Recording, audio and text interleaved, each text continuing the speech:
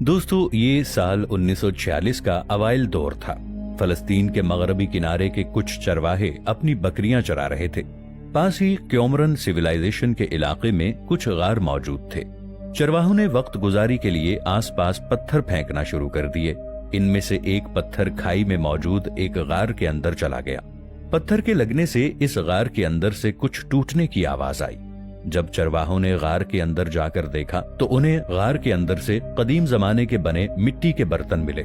इन मिट्टी के बर्तनों में हजारों साल पुरानी कुछ तहरीरें थीं। ये तहरीरें चमड़े और कागजों पर दर्ज थीं। जब माहिरीने आसारे कदीमा ने आसपास के इलाकों की खुदाई की तो उन्हें तकरीबन 900 के करीब तख्तियां मिली। आज के दौर में इन तख्तियों को बुक ऑफ एनॉक कहा जाता है। अगर इसकी तहरीरों पर रोशनी डाली जाए तो ये इंसानी तारीख में एक अलग थलग और अजीबो गरीब कहानी बयान करती है। इस किताब में हजरत नूह अलैहिस्सलाम तक की इंसानी तारीख दर्ज है। इस किताब में एक खास किस्म की मखलूक का जिक्र है। ये किताब किस नबी पर उतरा हुआ सहीफा था और क्या वजह थी कि इन तहरीरों को बाइबल से अलहदा कर दिया गया था। दोस्तों, जैसा कि हम सब जानते हैं और हम मुसलमानों का ये अकीदा है कि अल्लाह ताला ने इंसानों की हिदायत और रहनुमाई के लिए कमोबेश 1,24,000 पैगंबरों को इस जमीन पर भेजा। अल्लाह ताला ने इनमें से कुछ पैगंबरों पर इल्हामी कुतुब और सहीफे भी नाजिल किए। इनमें तौरात, ज़बूर और इंजील शामिल हैं। इनको एक जगह जमा करके बाइबल का नाम दे दिया गया है। मगर एक आसमानी किताब ऐसी भी है जिसमें पुरस्रार और सहरंगेज बातें लिखी हुई हैं, और हो सकता है ये बातें दुनिया की किसी भी आसमानी कुतुब में मौजूद ना हों, और इसीलिए बाइबल के उलमा ने इस किताब और इसमें मौजूद आयात को अलग करके इसे हेनोक किताब का नाम दिया है। ये किताब पैगंबर हुनोक पर नाजिल हुई थी। अगर इस्लाम में इन पैगंबर की बात की जाए तो इस्लाम में हुनूक पैगंबर हजरत इदरीस अलैहिस्सलाम को कहा गया है। हजरत इदरीस अलैहिस्सलाम अल्लाह ताला के तीसरे नबी थे जो हजरत आदम अलैहिस्सलाम और हजरत शीस अलैहिस्सलाम के बाद नबुव्वत के ओहदे पर बिराजमान हुए। मुअर्रिखीन लिखते हैं कि हजरत इदरीस अलैहिस्सलाम की पैदाइश इराक या मिस्र के शहर मनफीस में हुई थी। आपके वालिद का नाम यारद था। आपके वालिद का ताल्लुक हजरत आदम अलैहिस्सलाम की 7वीं पुश्त से था और हजरत नूह अलैहिस्सलाम के परदादा थे। सुमेरियन मैन्युस्क्रिप्ट में दर्ज तारीख इस बात की तरफ इशारा करती है कि हुनूक एक अजीम बादशाह और स्कॉलर थे और लिखने पढ़ने की इब्तिदा हुनूक से ही हुई थी। हुनूक की किताब इंसानी तारीख की एक अजीम और अजीबो गरीब दास्तान बयान करती है।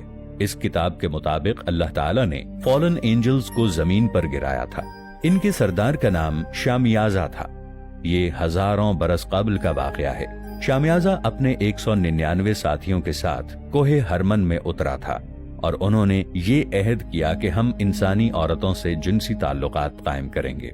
इसराइली रिवायतों के मुताबिक ये दरअसल अल्लाह ताला के वो फरिश्ते थे जिनको इंसानों के ऊपर निगहबान मुकर्रर किया गया था। मगर वक्त गुजरने के साथ साथ ये जमीन पर बसने वाली खूबसूरत औरतों के इश्क में मुब्तला हो गए। ये इंसानी औरतों की हसीन जुल्फों के असीर होने लगे और उन्होंने इन औरतों के साथ जिस्मानी ताल्लुकात कायम किए, जिसके नतीजे में नफीलियम यानी जिन्नात वजूद में आए। नफीलियम एक अजीबो गरीब और कदावर मखलूक थी। इस मखलूक ने जमीन पर खूब तबाही मचाई और इंसानों को अपनी खुराक बनाने लगे। इसराइली रिवायतों के मुताबिक वो यहाँ तक पहुँच गए कि जंगली हयात भी उनकी खुराक की लपेट में आने लगी और हजरत इदरीस अलैहिस्सलाम वही पैगंबर थे जिनको नफीलियम की हिदायत के लिए भेजा गया था। मगर इस दरिंदा सिफत मखलूक ने आप अलैहिस्सलाम के वजूद का इनकार कर दिया। किताबे हुनूक के 3 बाब में ये मालूमात दर्ज हैं कि इस मखलूक ने किस तरह इंसानों को शर के रास्ते और बुराई की तरफ माइल किया। मिसाल के तौर पर अजाजील ने लोगों को तलवार, नेज़े, खंजर और इसी तरह के दूसरे हथियार बनाने सिखाए।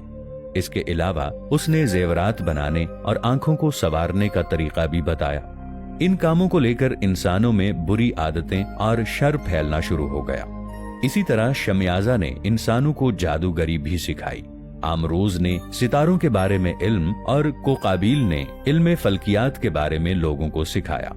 جب رب کائنات زمین میں اس پھیلے ہوئے فتنے اور فساد کو دیکھ کر انتہائی غضبناک ہوا اور اپنے 4 مقرب فرشتوں کو زمین پر بھیجا۔ یہ فرشتے باغی فرشتوں اور نفیلیم کو سزا دینے کا کام کرنے لگے۔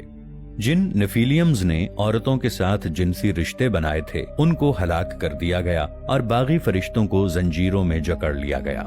ان 4 فرشتوں نے فالن اینجلز کو ایک ایسی جگہ قید کر دیا جہاں وہ تا قیامت قید رہیں گے۔ اللہ تعالیٰ نے حضرت ادریس علیہ السلام کو زیر زمین جانے کا معجزہ عطا کیا تھا۔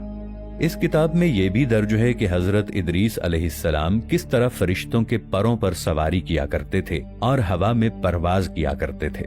وہ آسمان سے اس پوری دنیا اور پربتوں کو دیکھا کرتے تھے۔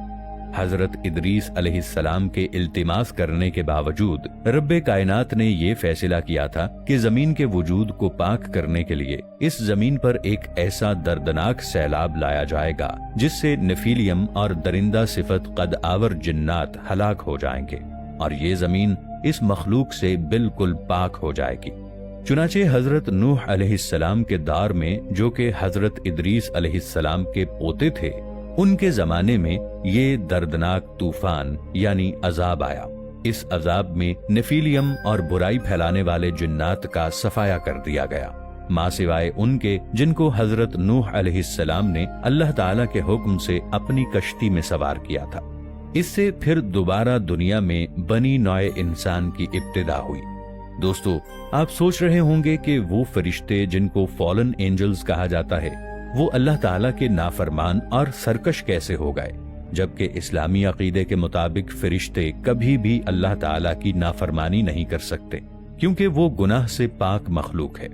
مگر یہودی اور نصرانی عقیدے کے مطابق فرشتے بھی اللہ تعالیٰ کی نافرمانی کر سکتے ہیں، مگر ان کا یہ عقیدہ جھوٹ پر مبنی ہے۔ اس لیے یہی کہا جاتا ہے کہ فالن اینجلز کوئی فرشتے نہیں بلکہ جنات ہوں گے جو اپنی نافرمانی کی وجہ سے زمینی خطے پر پھینکے گئے تھے، اور اہل کتاب نے ان کو ایک فرشتے کے طور پر پیش کیا، جبکہ ایک دوسرے نظریے کے مطابق یہ کہا جاتا ہے کہ فالن اینجلز آسمان سے نازل کردہ کوئی اور مخلوق تھی۔ سمیری سیولائزیشن کی تختیوں میں بھی ان پہرا دینے والوں کا ذکر ملتا ہے جن کو سمیرین سیولائزیشن کے لوگ انوناکی کا نام دیتے ہیں۔ ان تختیوں کے مطابق اینوناکیز آسمان سے زمین کی طرف آئے تھے اور ٹیکنالوجی کے لحاظ سے یہ انسانوں سے بہت آگے تھے۔ انہوں نے بنی نوع انسان کو کئی مہارتیں اور علوم سکھائے، مگر زمین پر مچائے گئے فسادات ان کی ہلاکت کا موجب بنے۔ ہو سکتا ہے وہ مخلوق کسی دوسرے سیارے سے اس زمین پر آئی ہو۔ جب حضرت ادریس علیہ السلام کو ان پر پیغمبر بنا کر بھیجا گیا، جب انہوں نے حضرت ادریس علیہ السلام کے وجود کا انکار کیا تو ہو سکتا ہے ان کو زیر زمین قید کر دیا گیا ہو اور ان کی باقی رہنے والی نسلوں کا طوفان نوح کے ذریعے صفایا کر دیا گیا ہو۔